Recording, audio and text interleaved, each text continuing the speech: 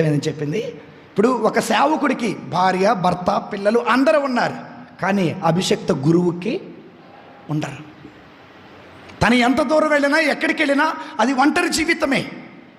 ఆ ఒంటరి జీవితాన్ని ఎప్పుడైతే జీవిస్తావో, ఈ ఒంటరి జీవితంలో నరులెవ్వరూ తోడుండరు, ఒక్కళ్ళే తోడుంటారు. ఎవరు?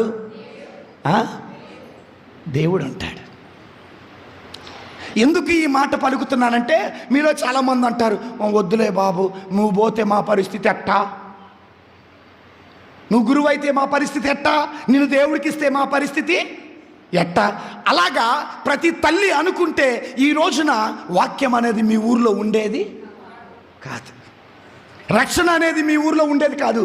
ఇంత పెద్ద దేవాలయంలో వాక్యం వినేవాళ్ళు కూడా కానండి. కనీసం ఇప్పుడైనా నీ కొడుకుని ఎవరికి ఇవ్వాలా? దేవునికి ఇవ్వాలి.